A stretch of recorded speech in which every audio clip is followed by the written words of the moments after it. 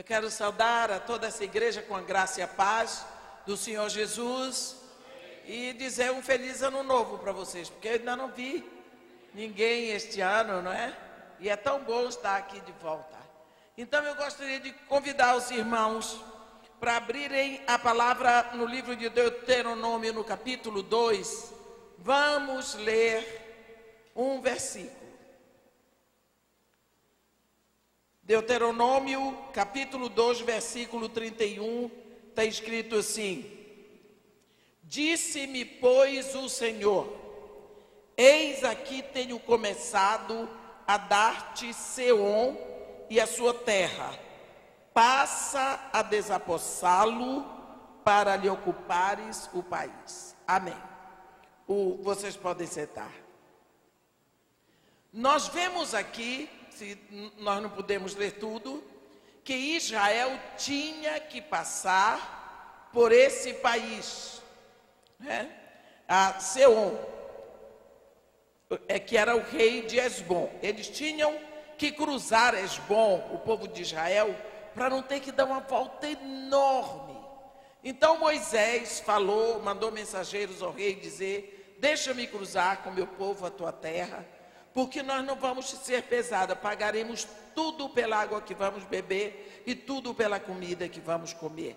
Não vamos causar nenhum dano. Os outros reis deixaram, deixa que passemos também. Ele não aceitou. E porque ele não aceitou, Deus disse para Moisés: bem, você já fez a sua parte, agora deixa eu lhe dizer. Eu estou dando para você Esbom. Eu já comecei a dar, comece a possuir. Deus começou a dar, precisamos começar a possuir. Quantas vezes nós temos a mania de ficar esperando em Deus para que Deus faça alguma coisa? E é muito bom jogar a culpa em Deus, mas às vezes Deus já está esperando por nós. Está dizendo: como é, você não se move? Vá tomar posse do que eu já lhe dei. Nós temos uma mania de achar que Deus tem que dar a comida, cozinhar, mastigar e engolir para nós, botar no nosso estômago. Nós estamos muito mal acostumados porque a salvação é de graça. Então, nós queremos tudo mole, mas não é assim. Quando Deus prometeu a Abraão um grande futuro, Deus disse para ele: deixa a tua terra, a tua parentela e a casa do teu pai, vai para uma terra que eu vou te mostrar. Deus não disse qual era a terra, Deus não disse quando ia mostrar, mas Deus disse para ele: só se tu te moveres. Ele podia escolher, ele podia ter ficado naquela terra ou não. Era um momento tão bom da vida dele, que o pai dele tinha morrido, o irmão dele já tinha morrido antes, o pai de Ló. Mas ele teve que deixar a sua terra. Ele teve que deixar a zona de conforto, para que ele soubesse, porque naquele momento em que Deus prometeu, Deus começou a dar. É preciso que você saiba que a forma de possuirmos não é pegar, não é pisar. Preste atenção uma coisa. Quando Deus chamou Abraão no Monte Nebo, eles estavam em Moabe, num lugar chamado Pisga, e Deus chamou Moisés para subir o Monte Nebo. E Deus disse para ele assim: Moisés, olha aqui, eu te mostro toda a terra que sob juramento eu prometi aos filhos de Israel. Eu te faço vê-la com os teus próprios olhos, mas para lá tu não irás.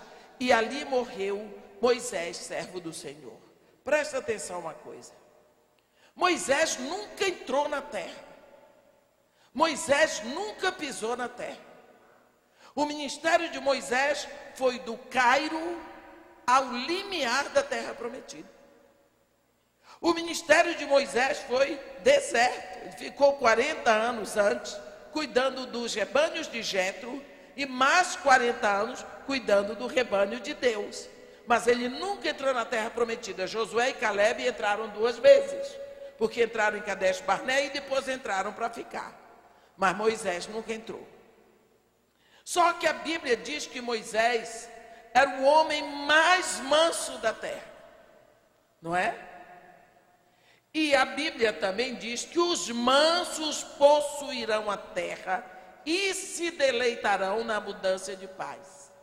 A Bíblia também diz em Isaías, os mansos, bem-aventurados os mansos, porque eles possuirão a terra. Isso é nas bem-aventuranças que Jesus fala. Então, se os mansos possuem a terra, como é que Moisés nunca entrou na terra e ele era o homem mais manso da terra? Porque possuir não é pisar, não é habitar, é simplesmente crer e viver sabendo que aquilo já acontece.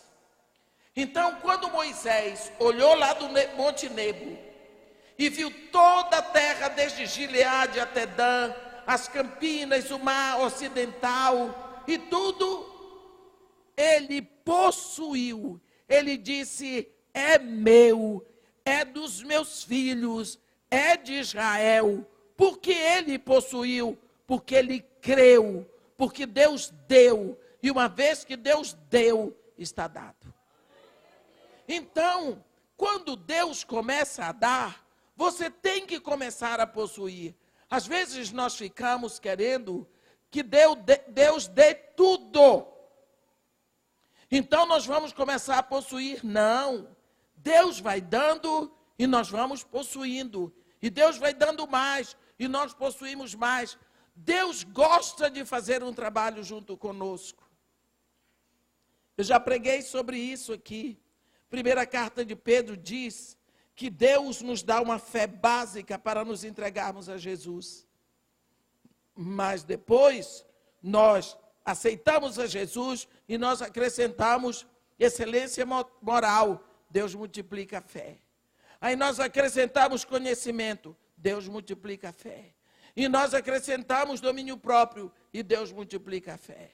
E nós colocamos perseverança e Deus multiplica a fé. E nós acrescentamos piedade, Deus multiplica a nossa fé. E nós acrescentamos fraternidade, Deus multiplica a nossa fé. E nós acrescentamos amor e Deus multiplica a nossa fé. Deus podia ter dito: ele precisa de tanto de fé, vou dar tudo. Não. Deus quer fazer um trabalho junto com você. Trabalhar juntos. Então, à medida que você vai fazendo, Deus vai fazendo também. Mas aí ele começa. Por isso ele diz: eu comecei a dar, comece a possuir. Porque Deus não dá tudo de uma vez só. Ele vai dando, você vai possuindo, ele vai dando mais, você vai possuindo mais, você vai crescendo. À medida, porque ele começou. Olhe que a palavra dele não é eu já dei. Ele diz: eis aqui tenho começado a dar-te Seom e a sua terra. Passa a desapossá-lo, para lhe ocupares o país. Então é pouco a pouco. Deus começou a dar, comece você a possuir. Nós vemos que para possuirmos, nós precisamos ter um grande investimento de fé. Porque, afinal de contas, nós temos que crer que Deus é responsável por aquilo que Ele está desapossando para nós. O terreno que Ele está abrindo para nós. Você vê que lá em Hebreus 11, no versículo 8, a palavra de Deus diz: pela fé, Abraão, quando chamado, obedeceu, a fim de ir para um lugar que devia receber por herança, e partiu sem saber para onde ia. Saiu, se moveu. Temos que nos mover. Não precisamos ficar sentados esperando que as coisas aconteçam. Nós achamos que se Deus vai dar, Ele vai dar tudo. Vai dar tudo, mas você tem que começar a possuir. Porque se você não começa a possuir, Para que Deus vai lhe dar muito mais se você nem começou a possuir? Quando o exército de Faraó imprensou Israel no Mar Vermelho, vocês lembram? O Mar Vermelho está lá, o povo está aqui, acampado, e de uma hora para outra alguém olha para o deserto e lá vem o exército de Faraó. Deus ordenou ao seu povo o quê? Fiquem aí quietinhos, que eu vou fazer uma obra. Ele disse, Moisés, por que clamas por mim? Diga a esse povo que marche, que se mova, que comece a fazer alguma coisa. Se tem uma coisa que Deus não gosta, que eu sei, é de gente preguiçosa. Você já observou que Deus sempre chama pessoas que estão trabalhando? Jesus Cristo chamou os discípulos quando eles estavam pescando, lá em Mateus 4. Eles estavam limpando as suas redes porque eram pescadores na beira da praia. Todo homem que Deus chama, ele chamou Gideão quando estava preparando lá os cereais dele. Deus chamou Moisés quando ele estava levando o rebanho dele para o Horebe. Olha, todos os homens que Deus chama. Mandou chamar Eliseu, quando Eliseu estava arando a terra com 12 juntas de bois. Então você vê Deus sempre chamando pessoas que estão ocupadas, pessoas que estão se movendo, pessoas que estão trabalhando. A primeira coisa que Deus fez, quando fez o homem, plantou um jardim para o homem tomar conta, para o homem trabalhar. Por quê? Porque preguiçoso não anda com Deus. Então Deus começou a dar, comece a possuir. Vá com força, vá com fé. E se não der certo, faça de novo. Qual é o problema de você cometer um erro desse? É melhor você errar do que ficar parado, preguiçoso. A Bíblia diz, vai ter com a formiga, preguiçoso. Então, Deus disse para Moisés, por que clamas por mim, Moisés? Diz a esse povo que marche. E tu, estende a tua mão sobre o mar e abre o mar para o povo de Israel passar. Êxodo 15. Olha, e ele teve que levantar a mão sobre o mar. Coitado de Moisés, nunca tinha visto isso. E aí Deus entrou em ação, soprou um vento oriental, e o vento foi rasgando o mar, e o povo foi entrando com suas trouxas, seus rebanhos, suas crianças, chorando, gemendo, e foi passando todo mundo. Por quê? Porque eles se movimentaram. Pense o que é uma nação marchando numa praia com o inimigo de lá. E eles marchando. Isso precisa de fé.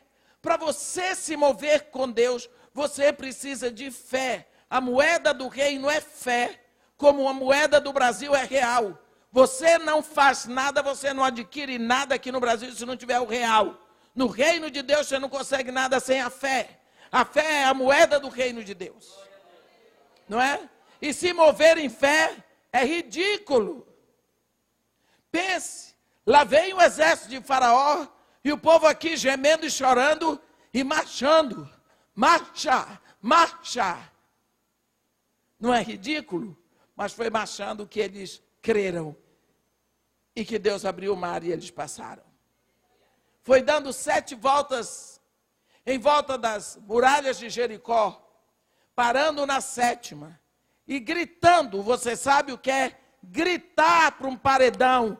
Cai! Sabe o que é isso? E o paredão caiu.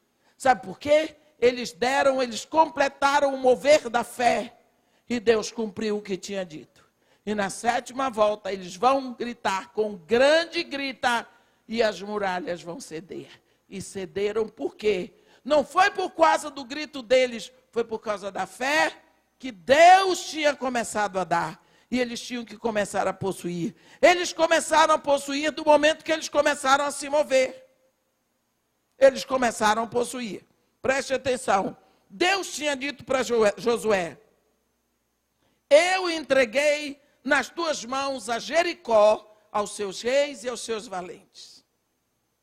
Ora, Jericó era uma cidade dentro da possessão de Israel, que estava completamente, fortemente murada por causa dos filhos de Israel. Ninguém entrava, ninguém saía. Como que Josué ia entrar? Então a estratégia foi essa. Eles obedeceram. Grito não derruba muro.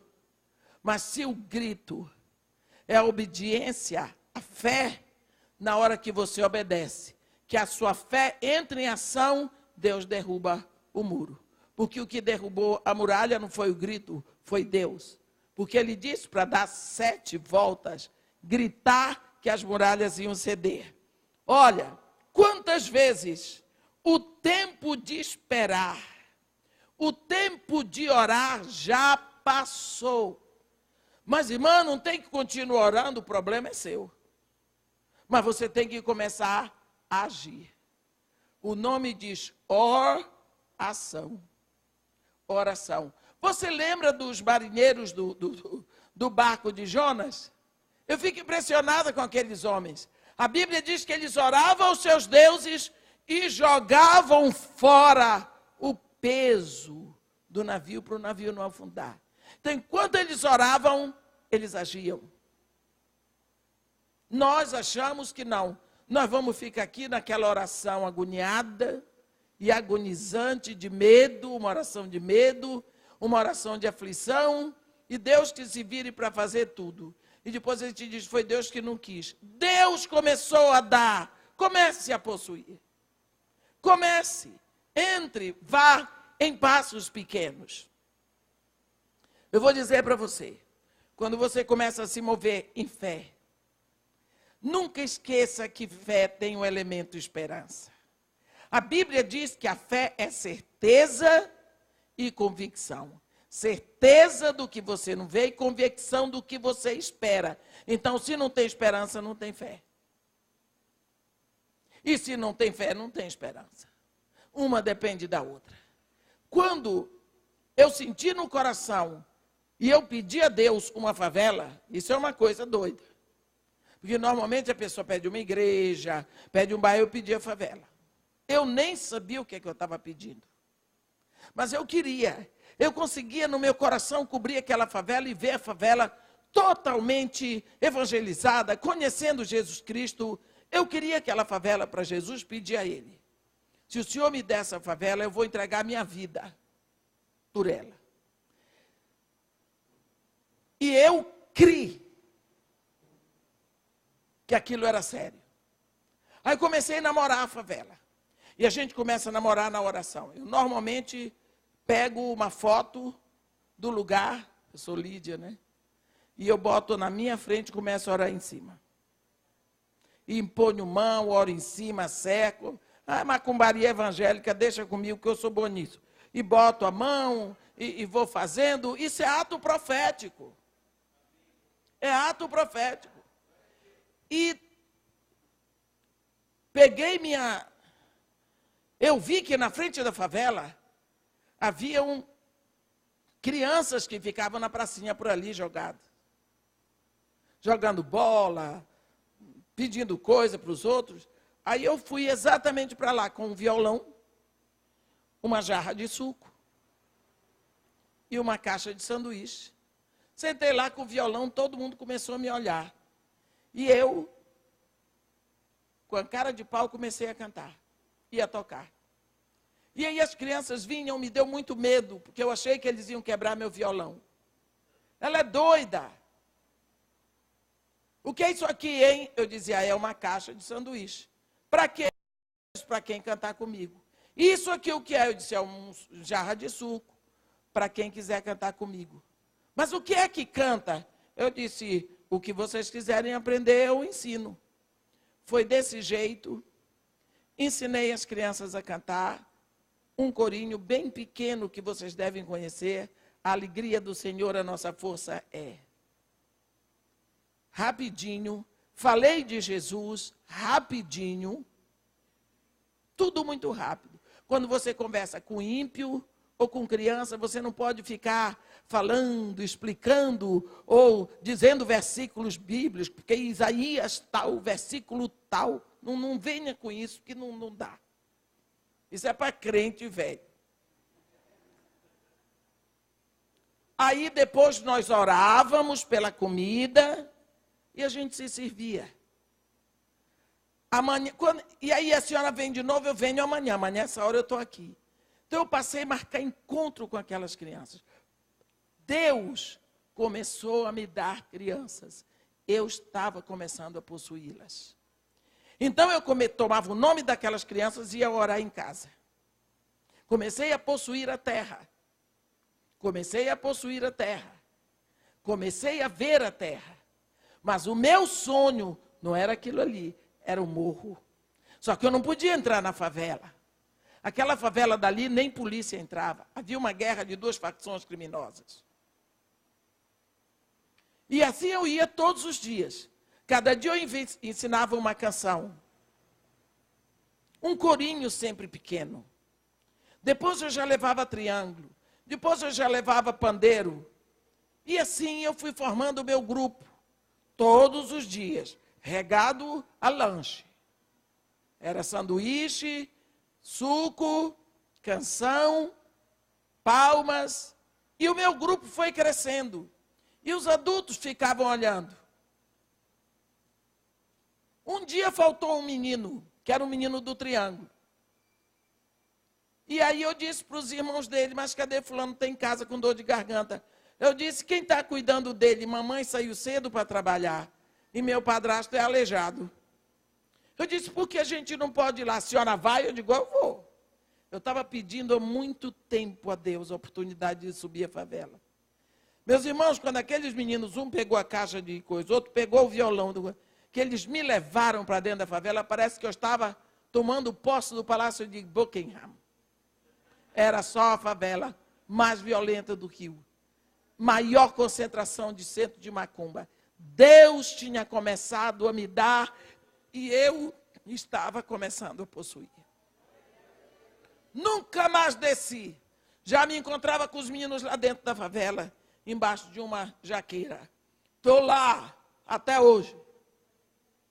Porque Deus me deu. E no momento que Ele começou a dar, eu comecei a possuir. Eu botei em meu pé. Todo lugar onde pisar a planta dos teus pés, eu te tenho dado. Então, se Deus deu, comece a possuir. Não fique esperando que Deus insista para você tomar posse, que Deus não insiste. Você lembra de uma vez que Jesus Cristo encontrou um rapaz rico? Mestre, o que devo fazer para herdar a vida eterna? Jesus Cristo disse, olha, os mandamentos, a lei. Ele disse, mas eu tenho observado isso toda a minha vida. Jesus Cristo disse, então você vai, vende tudo o que tem, dá aos pobres e vem me seguir. O rapaz, quando ouviu falar de entregar o que ele tinha para os pobres, foi embora. E Jesus Cristo não ficou insistindo. Nós não sabemos o que aconteceu, mas ele não insistiu, como Jesus Cristo também não insistiu com Nicodemos. Ele deu uma aula sobre o novo nascimento para Nicodemos, mas nunca insistiu. Mas no momento de enterrar Jesus, Nicodemos foi lá e se expôs diante de todo mundo, mostrando que Jesus Cristo valia para ele. Então, Deus não significa que Ele vai insistir com você. Você orou, você buscou de Deus, comece na oração. Mas se não for vontade de Deus, você vai aprender que não era. O que você nunca aprenderia se não tivesse tentado. Como Abraão ia saber que era verdade? Uma terra que Deus falou para ele, uma terra que Deus não sabia onde era, que Deus não tinha dito onde era, quando era. Como é que ele ia sair do pouco certo para o muito duvidoso? Como? Por fé. Porque esse povo tinha que marchar na frente do Mar Vermelho. Porque eles tinham que aprender a prática da fé. É preciso que nós comecemos a praticar a nossa fé, porque a nossa fé tem que ser prática. Deus gosta de coisas práticas, porque Deus é muito prático. Você vê, a Bíblia diz que Deus amou o mundo de tal maneira que deu seu único filho. Para você dar o seu único filho para morrer por alguém, é preciso que você ame muito essa pessoa. Então Deus deu porque ama, demonstrou. Jesus Cristo diz: eu sou o bom pastor. O bom pastor dá a vida pelas suas ovelhas. Ele foi lá e deu. Não deixou só no blá blá blá. Ele fez. Deus gosta de pessoas que são práticas. No livro do profeta Miqueias, Deus pergunta: o que é que Deus requer de ti, homem? Que pratiques a justiça, que ames a misericórdia e que andes com integridade na presença do teu Deus. Primeiro, a justiça tem que ser prática. O que é justiça? Salvação. Tem que ser prática. A nossa vida de filhos de Deus tem que ser praticada todos os dias, todas as horas. Nós temos que praticar aquilo que nós vivemos. Aquilo que nós falamos. Eu não preciso falar que eu sou filha de Deus. Os outros vão ver isso na minha qualidade de vida. É preciso que os outros vejam. Porque senão, eu falo uma coisa e vivo outra. Então a minha justiça tem que ser prática. Eu tenho que amar a misericórdia. E eu tenho que procurar ser inteira diante de Deus. Uma das coisas que Deus exige. Anda na minha presença. E ser perfeito, quer dizer, tem consciência de que tu estás na minha presença o tempo todo, porque eu estou vendo tudo. Não me tenta esconder nada de mim, porque isso é loucura.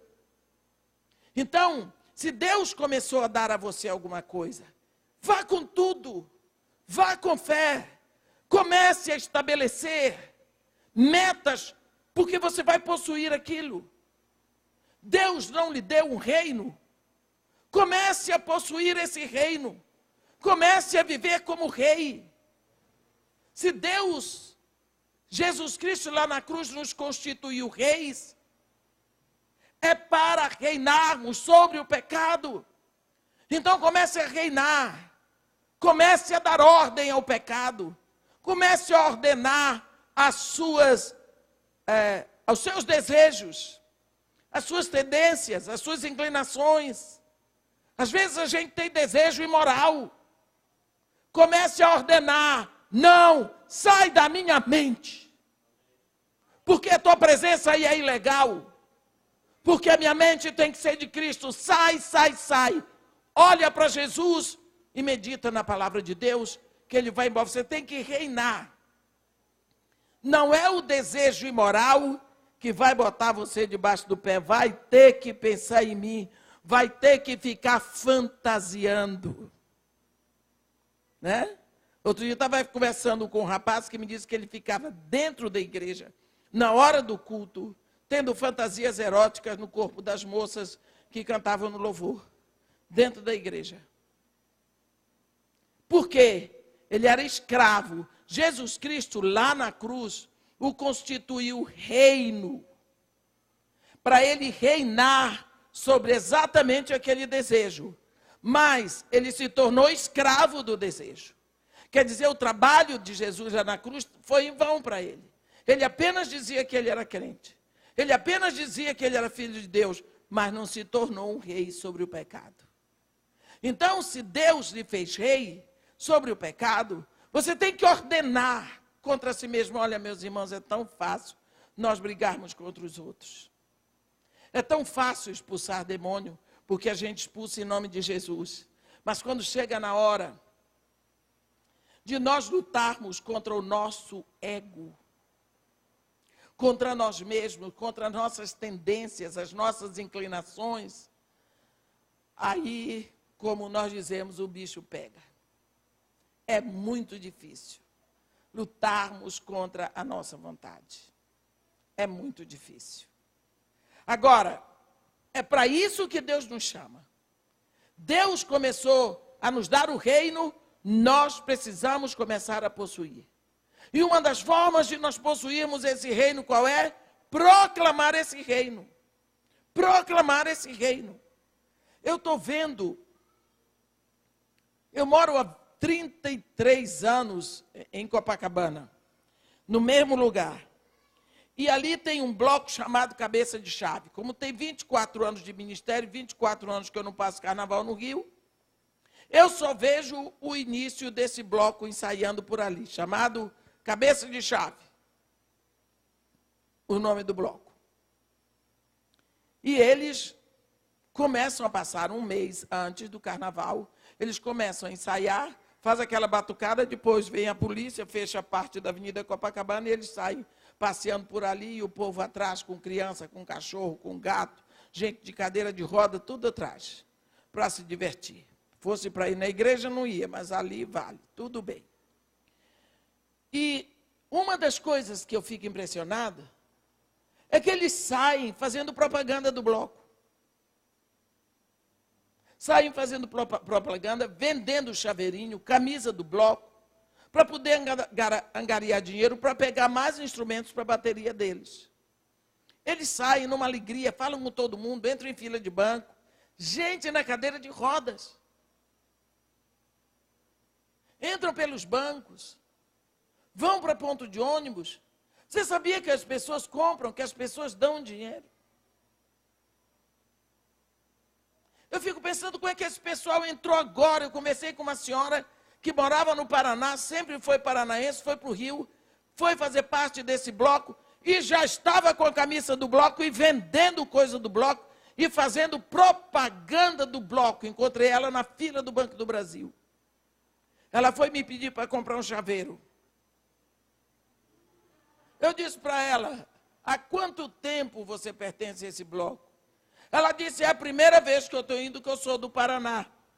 Eu disse, pois eu conheço esse bloco há 33 anos, desde que eu mudei para Copacabana. Eu nunca saí no bloco. Eu não vou sair no bloco. E eu não vou comprar o seu chaveiro, porque eu não vou ajudar nada para carnaval. Eu estou sendo sincera com você, como você está sendo sincera comigo. Não quero lhe desrespeitar, mas não é a minha praia. Eu tenho conhecido muita gente desgraçada na vida por causa de carnaval. Então, pronto. Mas você vê, ela entrou agora. Ela chegou em dezembro ali. Ela já está participando. Ela já sabe as músicas do bloco. Ela já sabe dançar. Estava se gabando que tem samba no pé. Branca de tudo, como que tem samba no pé?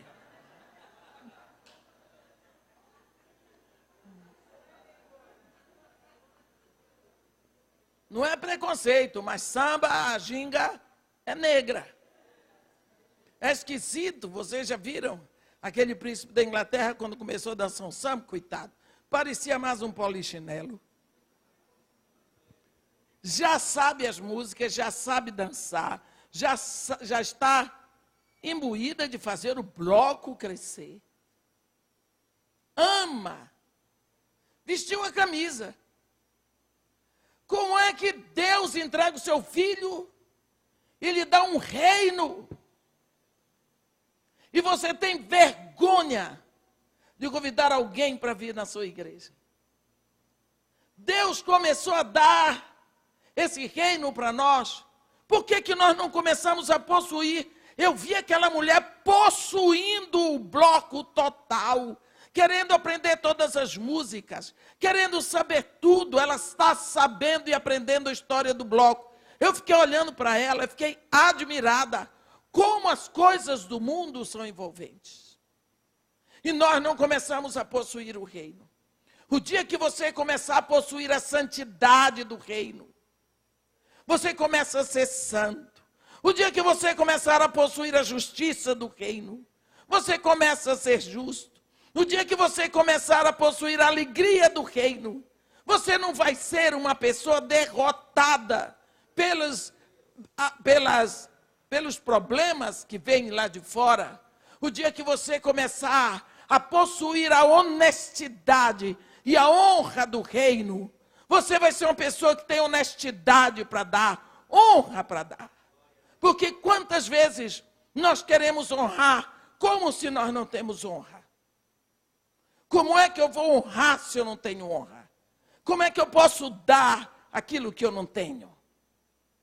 Muitas vezes, Nós nos ensinamos os nossos filhos a honra, a integridade, a verdade, a justiça. Depois nós queremos que eles nos honrem. Como? Eu quero que o meu filho seja verdadeiro. Mas quando alguém me chamava no telefone, eu dizia, diga que eu não estou. Eu gosto quando a criança diz, mamãe mandou dizer que ela não está. Eu ensinei a mentir, eu quero que ele seja verdadeiro. Eu ensinei minha filha a usar roupa desde pequena, mostrando as partes do corpo. Como é que eu quero que ela tenha pudor quando ela crescer, se eu criei nela um hábito e o hábito é uma nova natureza? Aquilo que você começou a dar a seus filhos, eles começaram a possuir.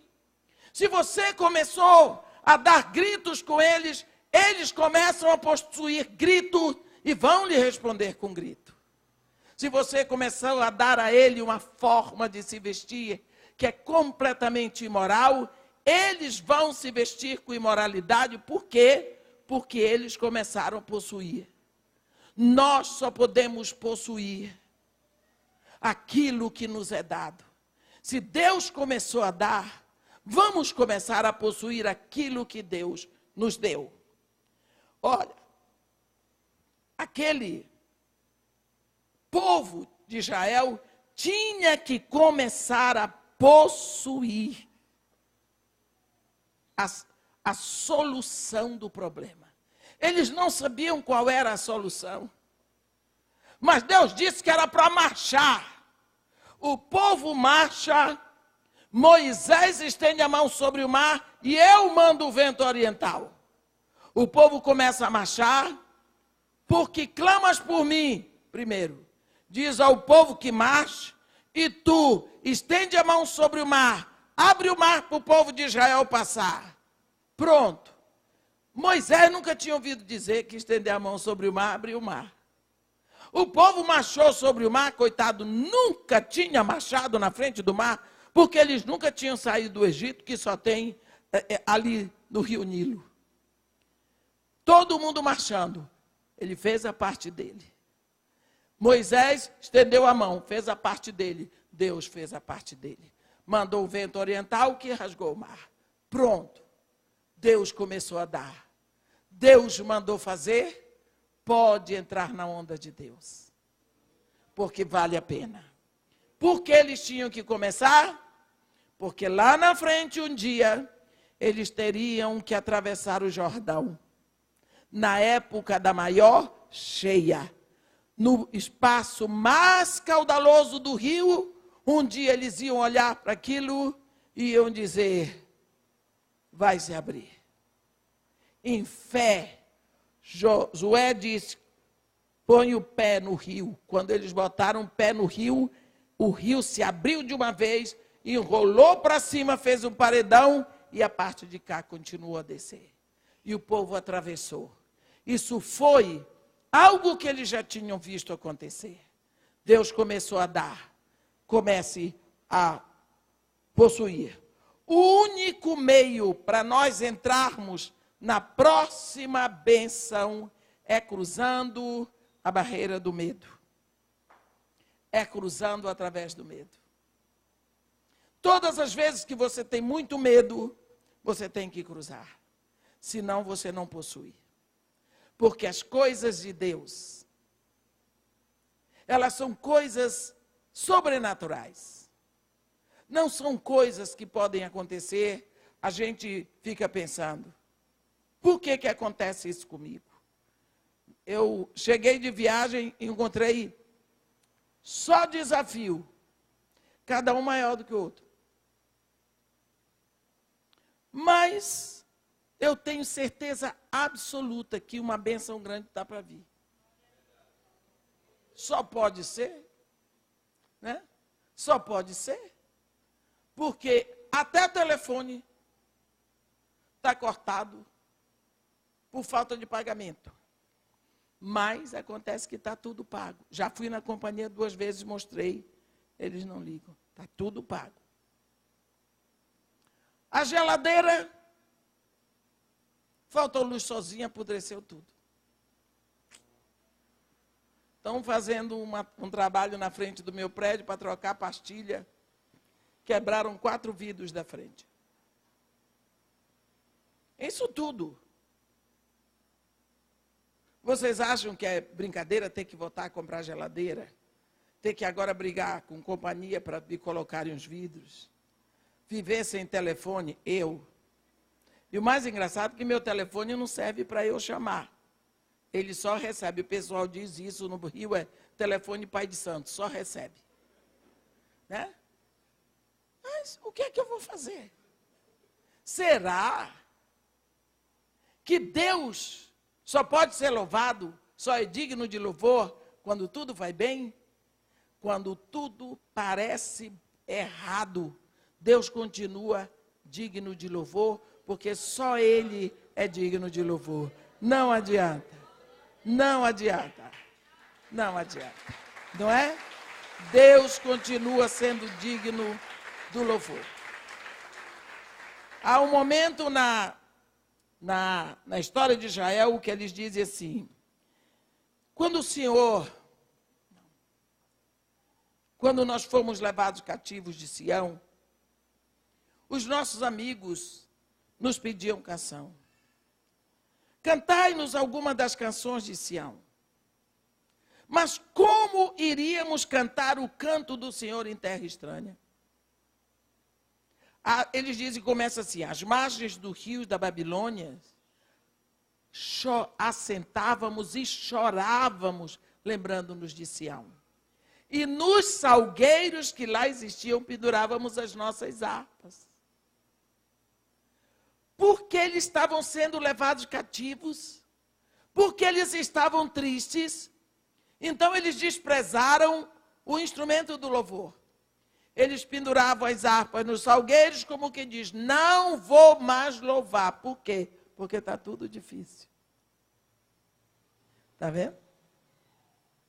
Como que você pode deixar de louvar ao único Deus que é digno de louvor, só porque as coisas estão difíceis para você? Se você não louvar a Deus, você vai criar um Deus para você louvar? Ou você vai louvar a si mesmo? Porque o homem foi feito para o louvor e adoração.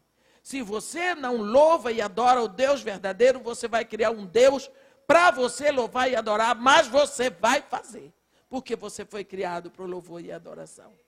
Você imagina que eles penduravam as harpas. Como vamos cantar o canto do Senhor em terra estranha? O canto do Senhor é em todo lugar, Jerusalém. Quantas vezes nós paramos de louvar, nós paramos de adorar, porque Deus não fez o que nós queremos. Um bando de gente perebenta. Deus não existe para fazer a minha vontade. Deus não é meu servo. Eu é que existo para fazer a vontade de Deus. Nós vemos lá em Cantares um momento tão específico disso. Quando aquele rei, que é Jesus, chama aquela moça, que é a igreja, e diz para ela, levanta-te, querida minha formosa, vinha e vem. Em outras palavras, eu já comecei a dar, começa a possuir. E ela está lá. Ele diz, olha, eis que passou o inverno. Cessou a chuva, se foi. E ela está hibernada. Você está hibernada. Você está escondida. Olhe para fora. Veja que o inverno já passou. Olhe as evidências. Aparecem as flores na terra. Flores não aparecem no inverno. O canto da rola faz-se ouvir em nossa terra. Rola não canta no inverno. A figueira começou a dar figos. Figueira não dá figo no inverno. Olha para lá, como as vides em flor exalam o seu perfume. Levanta-te, querida minha, formosa minha, e vem. Porque o inverno passou, você está vivendo como se fosse inverno, a primavera já chegou, E você sabe que como o inverno não esperou, a primavera não vai esperar também. Aí ela olha e diz, é mesmo. Passou o inverno. A evidência é toda de primavera. Ele diz, vem. Ela diz, ai, apanhai-me as raposas e as raposinhas que devastam os vinhedos, porque as nossas vides estão em flor. Está vendo? Agora tinha outro problema. Antes ela não saía da zona de conforto dela, porque era inverno. Mas agora ela não segue o chamado, porque ela está preocupada com as raposas. No inverno é frio, na primavera tem raposa e raposinha para ela se preocupar. O fato é que existem pessoas assim como essa moça, que sempre tem uma desculpa para não fazer aquilo que Deus está mandando. São pessoas que não se envolvem, pessoas que não têm coragem de se lançar, de se jogar, de corpo, alma e espírito numa situação. São pessoas que não se entregam, são pessoas que se entregam pela metade. E quando você se entrega pela metade, você não vai ser fiel.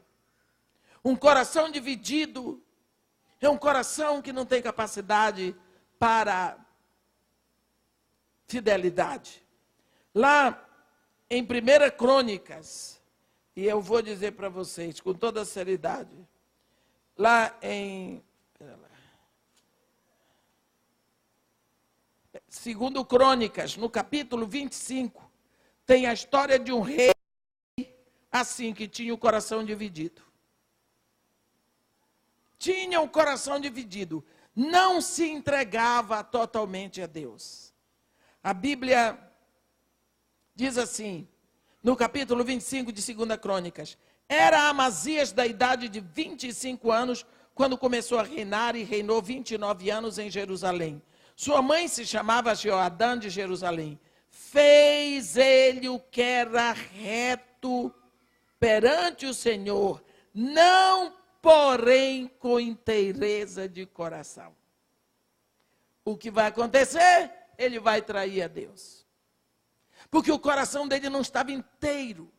Você vê que quando Deus chama Israel, ele diz, amarás o Senhor teu Deus de todo o teu coração, de toda a tua alma, de toda a tua força, de todo o teu entendimento.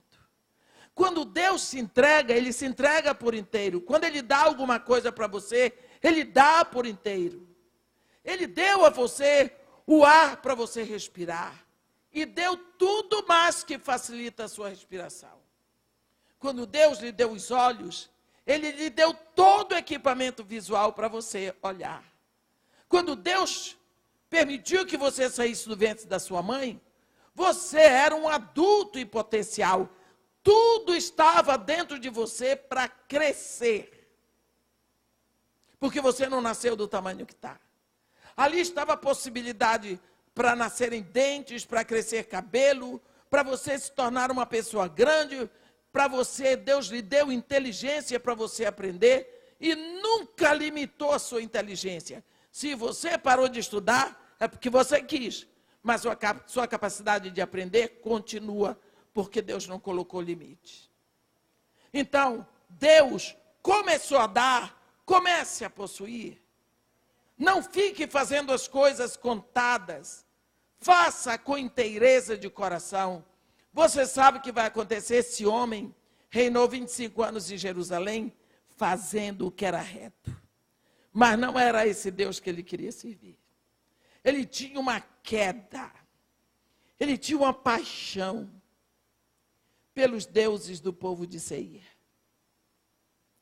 Pelos deuses, pelos ídolos. Ele queria servir aqueles deuses.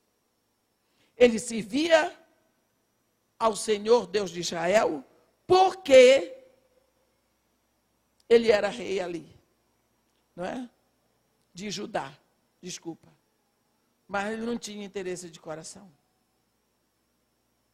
Um dia, ele traiu. Um dia ele foi para a guerra, Deus deu vitória para ele contra os filhos de Seir, e depois que Deus deu vitória, ele trouxe os ídolos de lá e queimou incenso para eles. Quer dizer, adorou.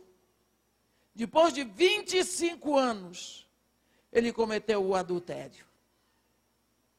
Porque o coração dele não estava inteiro em Deus. E foi o fim da vida dele.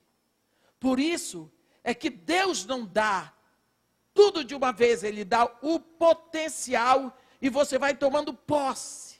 Ele diz comece, ele não diz se aposse de uma vez. Eu comecei, você começa também. Vamos nós dois juntos, eu vou dando, você vai tomando posse, eu dou mais, você se apossa mais, e assim nós vamos andando. Mas é preciso que isso aconteça. Você fica esperando que Deus faça toda a parte dele para você começar. É um dos pontos que eu lhe digo, você não conhece a Deus. Deus dá aos poucos. Deus dá aos poucos. Deus tinha o reino de Israel para dar a Davi. Como foi que Deus começou? Primeiro, Davi ficou anos no deserto, com uma funda na mão, treinando pontaria.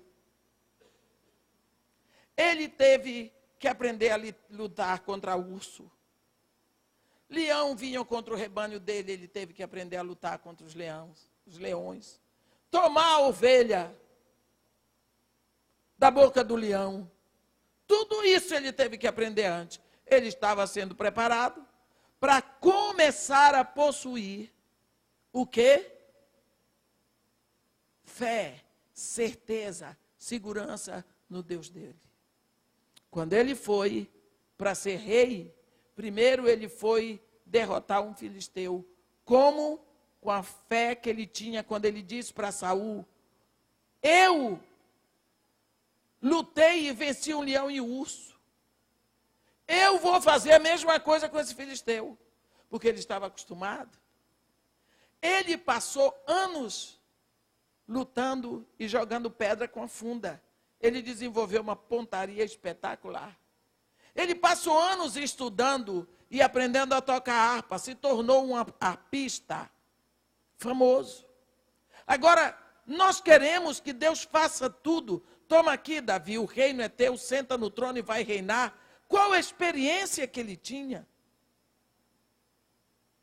Às vezes as coisas acontecem na igreja porque nós não prestamos atenção. Paulo diz para não botarmos as mãos, impormos as mãos sobre os neófitos. Neófito é um termo da botânica, fala de uma planta que ainda não tem raízes profundas.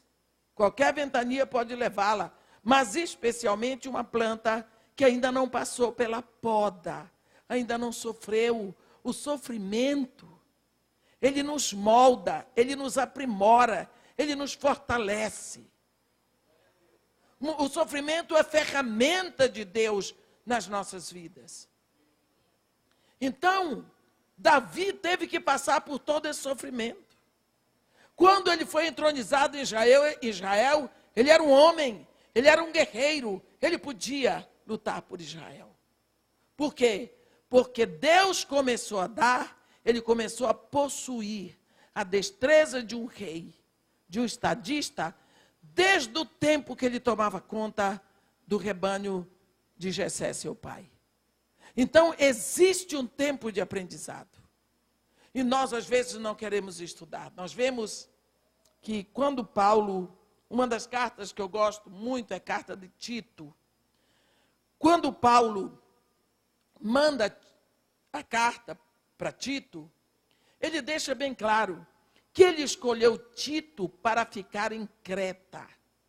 Porque Tito trabalhava com Paulo em Creta. E Paulo teve que sair de Creta, deixou Tito, mas ele conhecia o potencial de Tito. Você vê que ele estuda com Tito o que Tito tinha que fazer. Tito tinha que apontar líderes. E ele diz as qualidades de um líder. Tito tinha que enfrentar uns crentes problemáticos. Sabe aqueles crentes que não obedecem à autoridade? Vocês lembram, no dia de Pentecostes, quando o Espírito Santo desceu, a Bíblia diz que existiam muitos homens piedosos de todas as partes do mundo em Jerusalém, né? Partos, medos, elamitas, os habitantes da Capadócia, da Galácia, e diz assim, prosélitos, cretenses e arábios. No dia de Pentecostes, haviam judeus de Creta que estavam lá e que viram tudo acontecer. Esses judeus de Creta, logicamente, voltaram para Creta. E aí, como eles não tinham a revelação da palavra, eles começaram a misturar o judaísmo com Pentecostes. E isso eles estavam trazendo e colocando dentro da igreja e fazendo uma miscelândia, porque eles diziam para Tito, eu estava lá, eu vi, eu sei. Entendeu? E eles estavam criando problema, porque eles não se submetiam à liderança de Tito. Por quê? Porque Tito era mais jovem. Qual é o problema? Talvez eu tenha idade para ser mãe do pastor Anderson. Eu tenho idade para ser mãe do pastor Rogério. Mas eles são os pastores. Se eu não obedeço ao pastor que eu vejo, como eu vou obedecer ao pastor que eu não vejo? É isso que Jesus Cristo disse.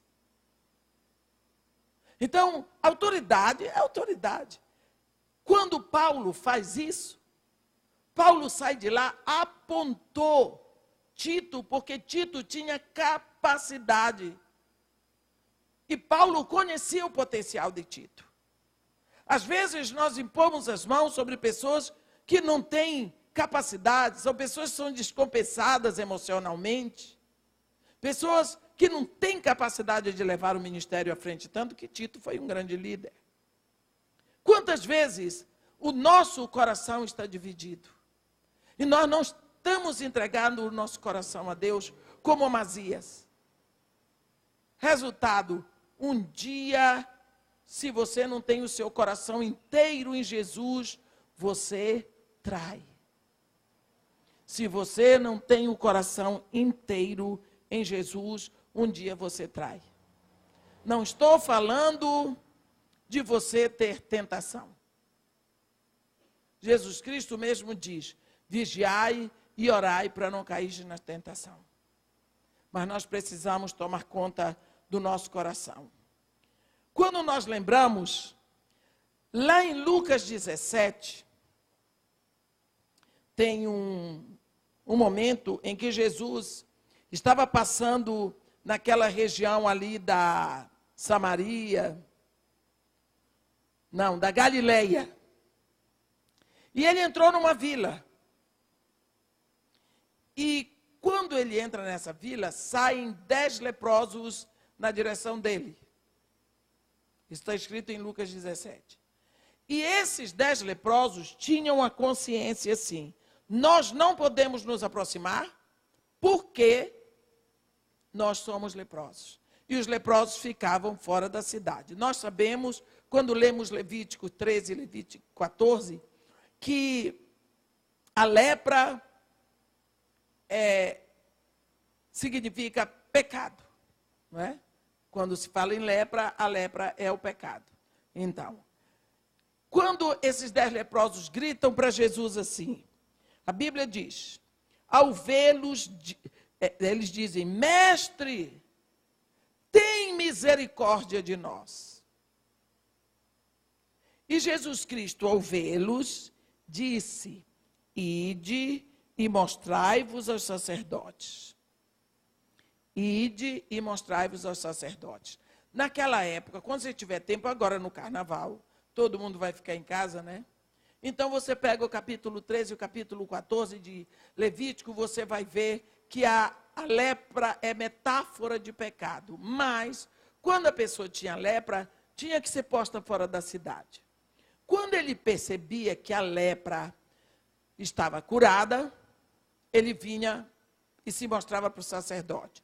O sacerdote fazia toda a experiência, examinava, está curado. Então, já houve a cura, agora vai começar a purificação do leproso. Meus irmãos, era uma trabalheira. E leva pombinho, e traz pombinho, e éfa de flor de farinha, e vamos. Era tanta coisa, e sai 7 dias daqui, 7 dias dali. Era um negócio para ser purificado. Não é? Então demorava muito. Jesus Cristo, quando viu e ouviu os 10 leprosos, ele disse, vão e se mostrem aos sacerdotes. Quer dizer, ele vai ver que a cura está pronta. Porque vocês clamaram por mim. Mas a Bíblia diz, aconteceu que indo eles foram purificados. O que foi que Jesus Cristo disse? Vão ao sacerdote, eles começaram a possuir. Foram. Eles podiam ter ficado ali, né? Ah, que eu vou me mostrar para o sacerdote, não aconteceu nada aqui, eu não estou curado, eu estou leproso, eu não vou ficar, eu vou ficar por aqui mesmo. Aí iam dançar. Mas quando Jesus disse isso, Jesus começou a dar, eles começaram a possuir. Se mandaram para o sacerdote. No caminho foram purificados. Enquanto se moviam, o milagre aconteceu. A resposta chegou. Eles se apossaram da bem-aventurança. Se eles tivessem esperado para ver o resultado antes, nunca teria acontecido, porque tudo aconteceu quando eles se moveram. É preciso que você se mova na direção da bênção. É preciso que você comece a ter uma fé que age, uma fé prática. Eu creio, então eu faço. Eu só faço aquilo que eu creio.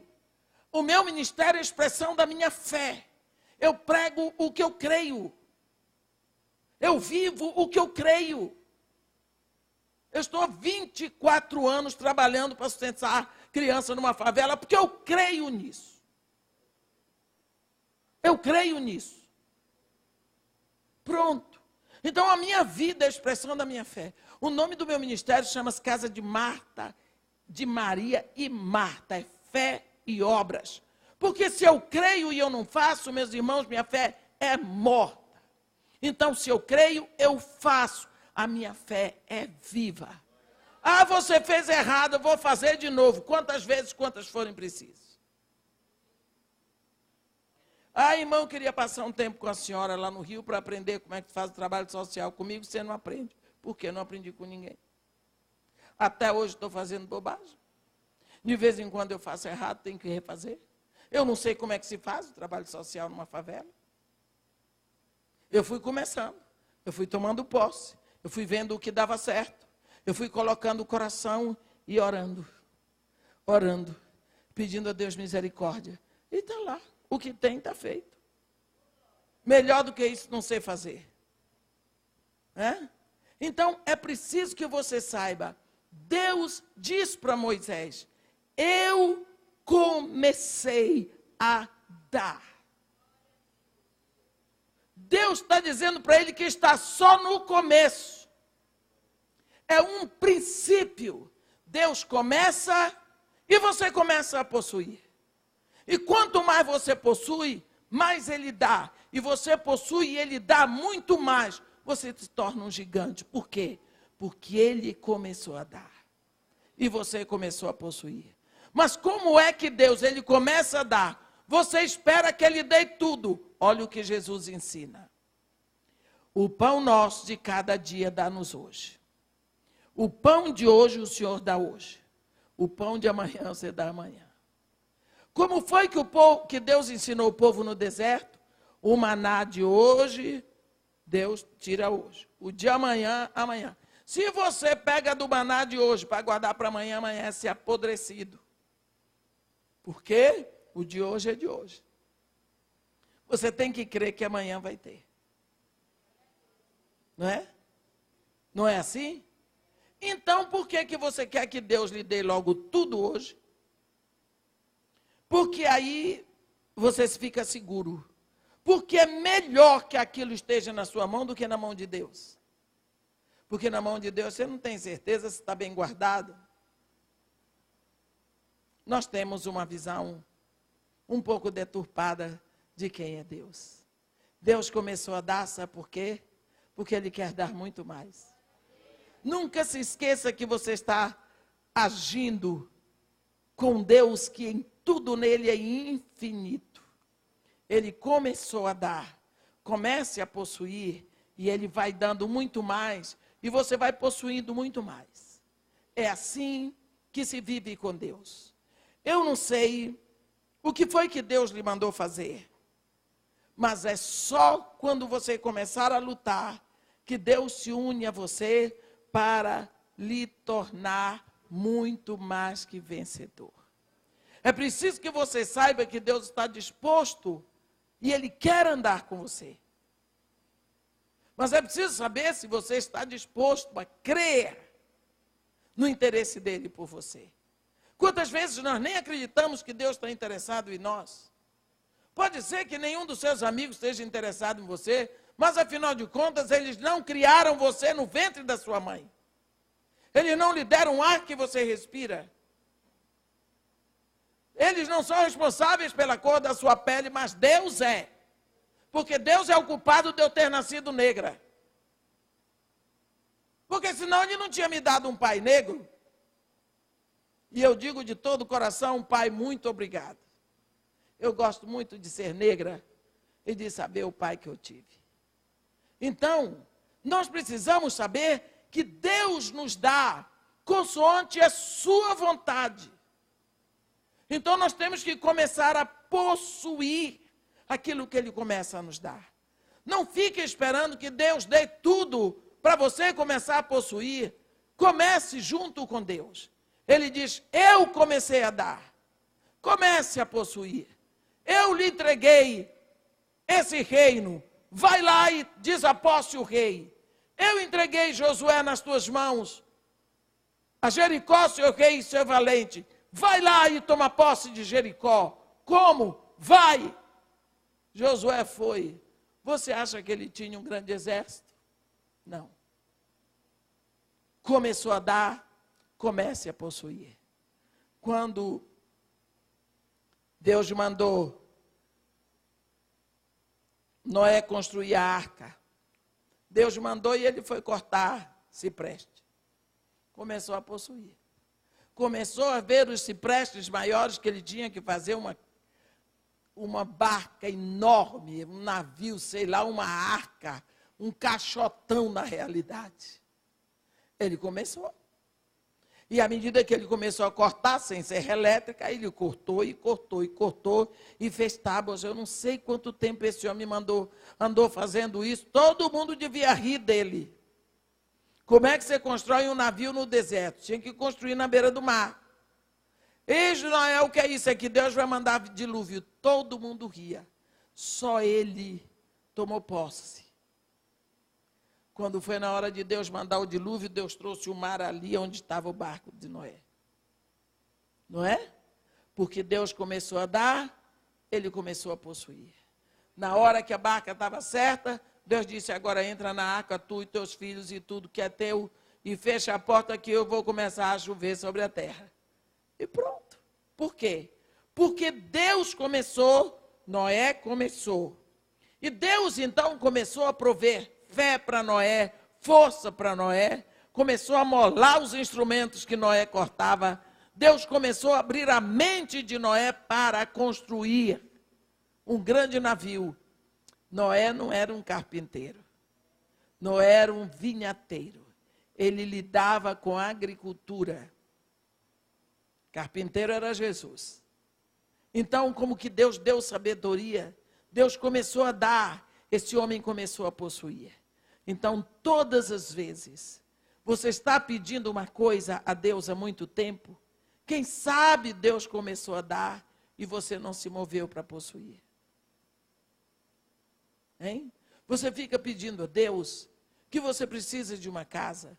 Talvez Deus já abriu a bênção da casa, mas você não foi procurar a casa. Você não foi olhar a casa. Talvez você pediu uma nova decoração para a sua casa, mas você não começou a olhar revistas de decoração. Talvez você está querendo comprar um carro mais novo, um carro novo, e Deus já abriu para você, você não começou a olhar. Comece a olhar, comece a sonhar. Eu vou contar uma história para vocês. Eu tinha um sonho na minha vida. Vocês vão dizer, mas essa velha sonha com essas coisas, sonho. Eu tinha um sonho de ter uma picape cabine dupla. Fiquei 18 anos sonhando, porque eu precisava para poder abastecer o projeto social. Precisava muito. E eu orava todos os dias. E eu olhava tudo quanto era picape. Se você quer saber de picape cabine dupla, pode começar comigo. Porque eu sei. Conheço todas as marcas, sei a potência de cada uma. Aí chego lá nos Estados Unidos, eu olhei tanto, comprei uma revista só de pneu. Cada pneu enorme, cada jante maravilhosa. Eu tenho a revista lá em casa. Mas você é doida, eu sou.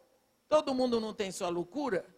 Eu queria uma picape que carregasse tudo. Amanhã é dia de eu comprar comida.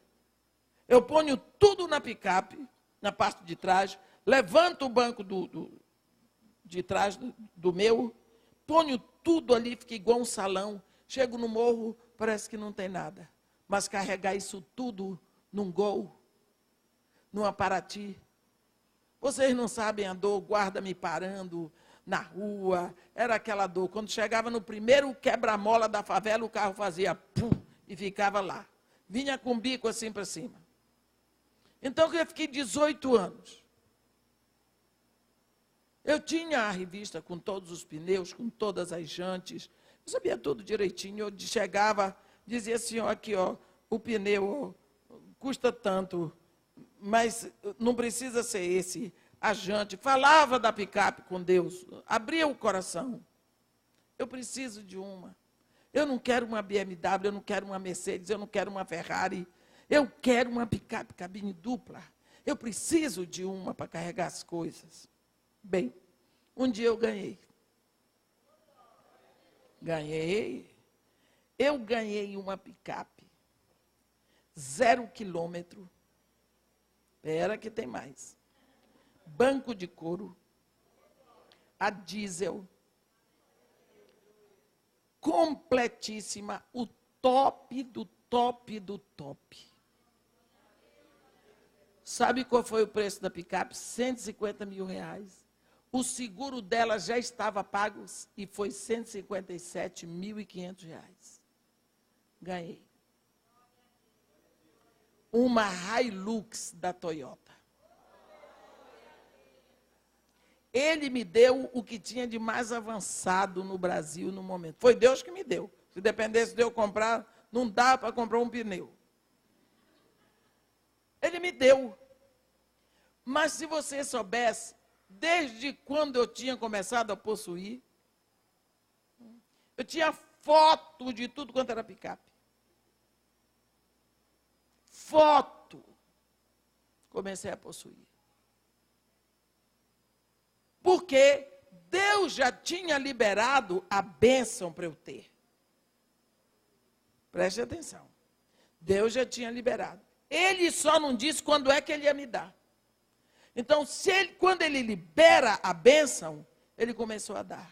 Aí você começa a possuir, começa a orar. Aí aquilo vem na sua mão. Quando você pede uma coisa a Deus, se é para a glória de Deus, se é uma necessidade sua, você pode crer, porque Deus é o Deus que Ele supre a necessidade. Ele não supre a vaidade, mas a necessidade. E a minha necessidade era uma picape cabine dupla. Eu estou tão feliz com a minha picape, ela me é tão útil, que eu ultimamente já não sei como é que a pessoa vive sem ter uma Toyota daquela. Então, quando você está desejando muito uma coisa, abra os seus olhos E veja se Deus já não começou a dar. Comece a possuir. Arregace as mangas, vá para o cantinho e vá ter uma conversa ao pé do ouvido com o Pai. Pai, vou começar a possuir. Amém? Que Deus nos abençoe e nos guarde. Que faça resplandecer o seu rosto sobre nós e tenha misericórdia de todos nós. Amém.